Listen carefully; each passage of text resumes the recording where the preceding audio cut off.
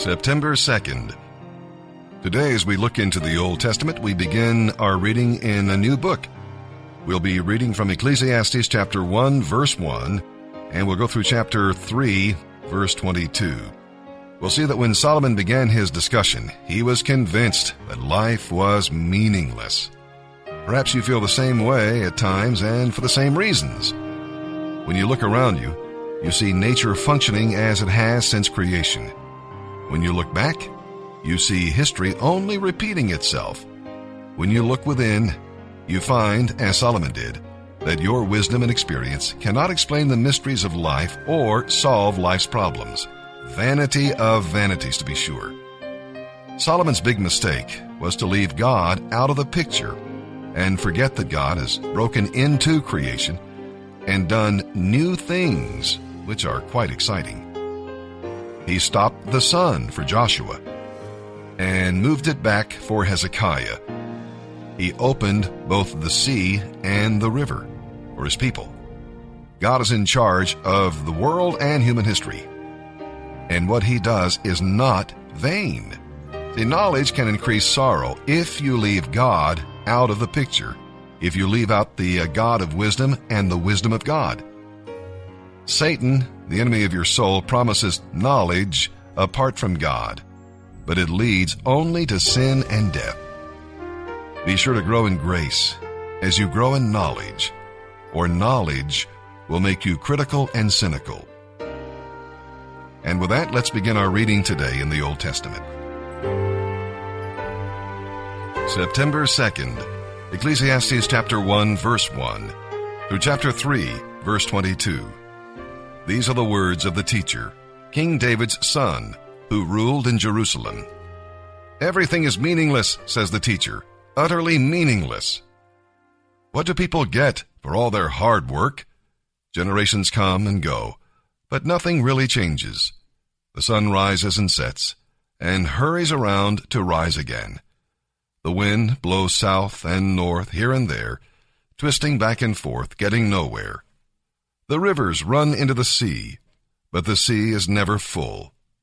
Then the water returns again to the rivers and flows again to the sea. Everything is so weary and tiresome.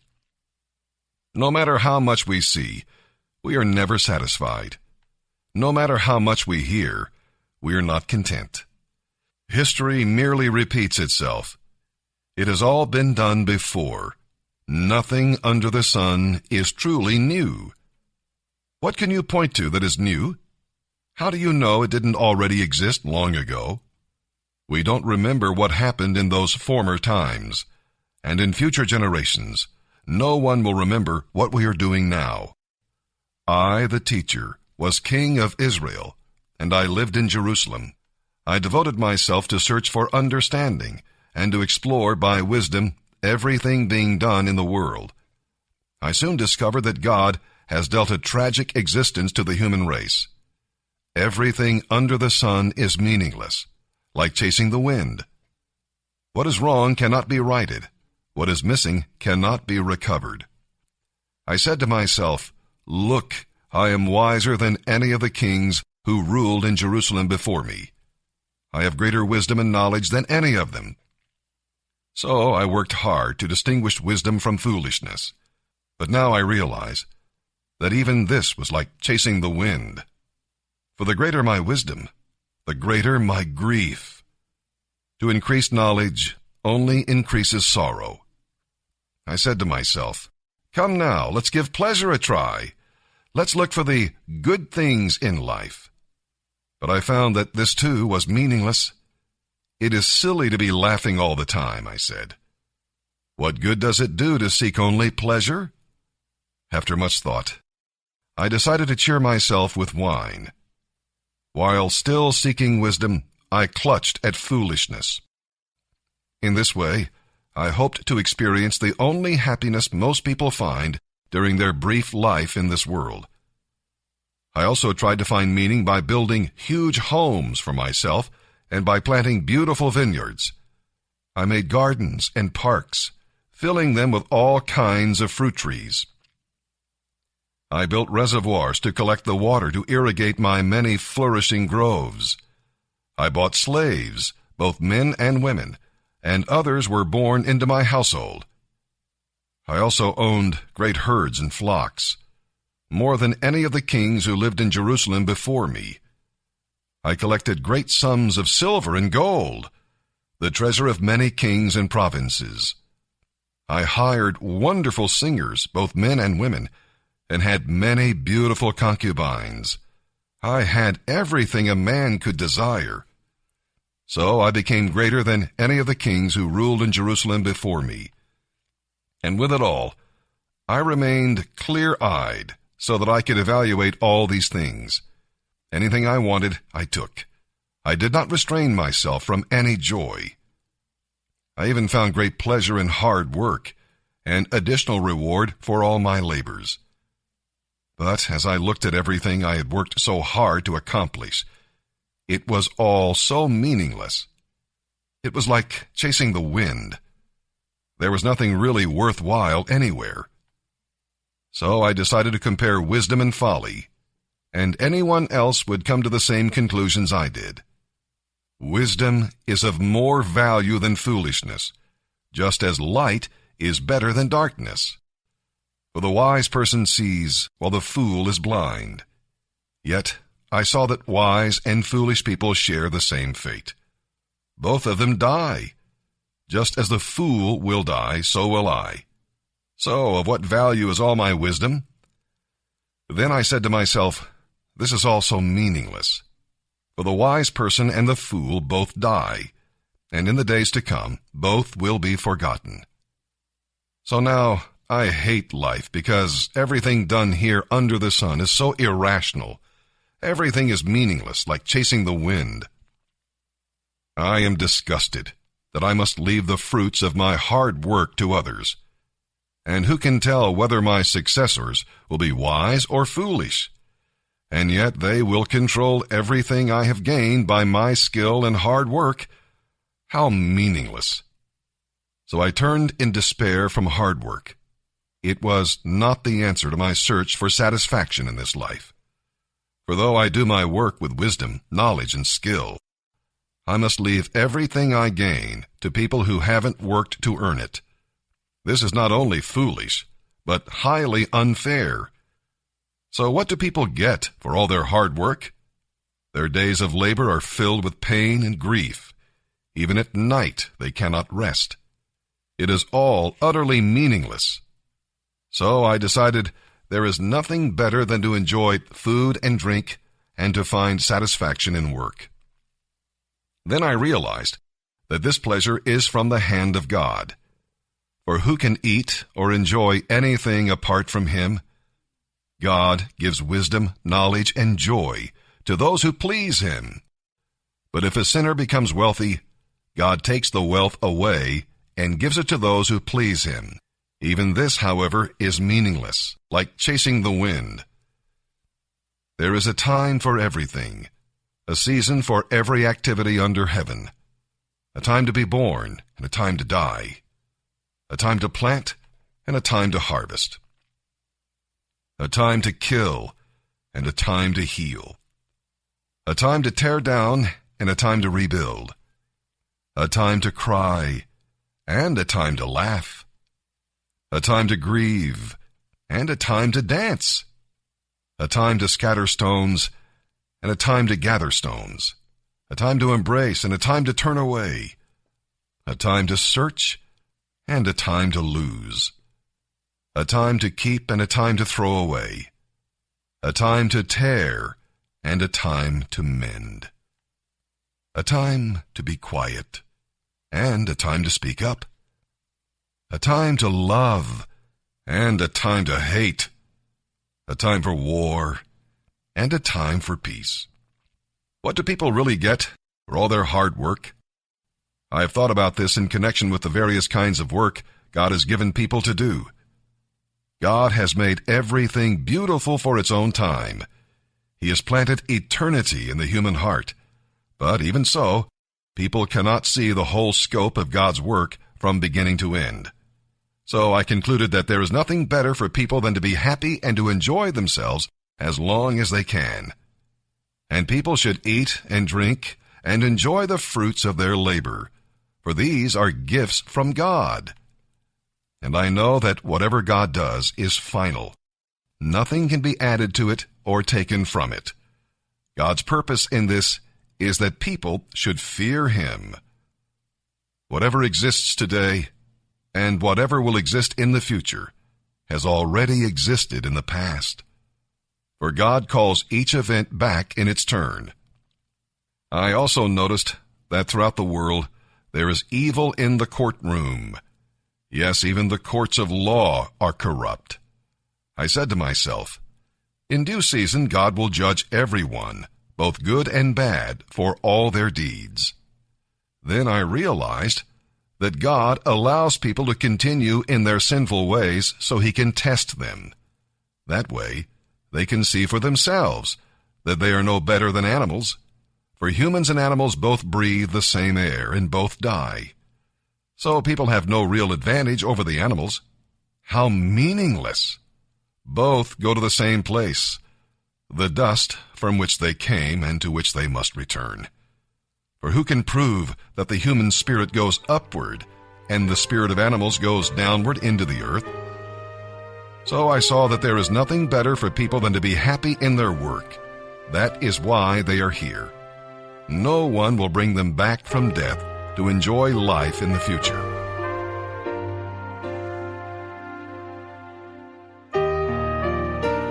September 2nd.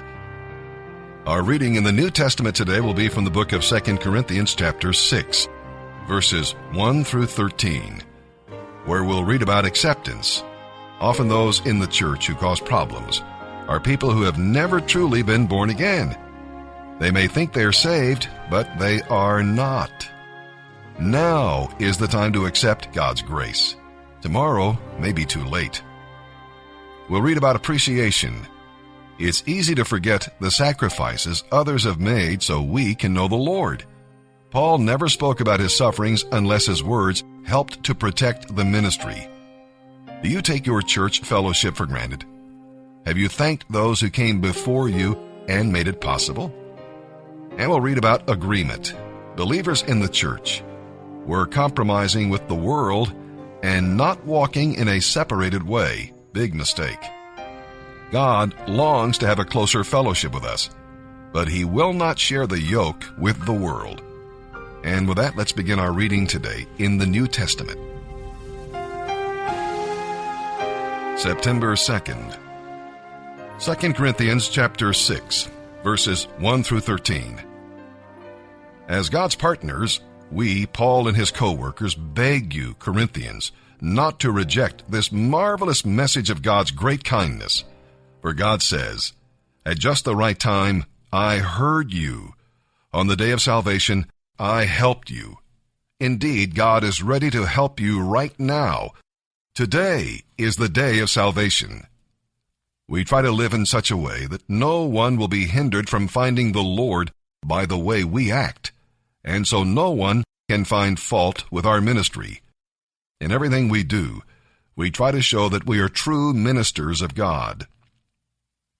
We patiently endure troubles and hardships and calamities of every kind. We have been beaten, been put in jail, faced angry mobs, worked to exhaustion, endured sleepless nights, and gone without food. We have proved ourselves by our purity, our understanding, our patience, our kindness, our sincere love, and the power of the Holy Spirit. We have faithfully preached the truth. God's power has been working in us. We have righteousness as our weapon, both to attack and to defend ourselves. We serve God whether people honor us or despise us, whether they slander us or praise us. We are honest, but they call us impostors. We are well known, but we are treated as unknown. We live close to death, but here we are, still alive. We have been beaten within an inch of our lives. Our hearts ache, but we always have joy. We are poor, but we give spiritual riches to others. We own nothing, and yet we have everything. Oh, dear Corinthian friends, we have spoken honestly with you. Our hearts are open to you. If there is a problem between us, it is not because of a lack of love on our part, but because you have withheld your love from us. I am talking now as I would to my own children. Open your hearts to us. Psalm 46, verses 1 through 11. In his chapter-by-chapter Bible commentary, Warren Wiersbe says some Bible students believe that this psalm was written in connection with the dramatic deliverance of Jerusalem from the Assyrians.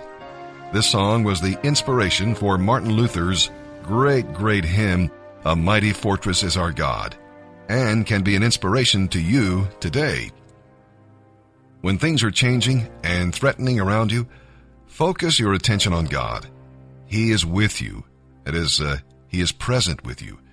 He is your refuge. His protection will be there, and He helps you by His power. Your world may be shaken with convulsions. He has a river to give you peace.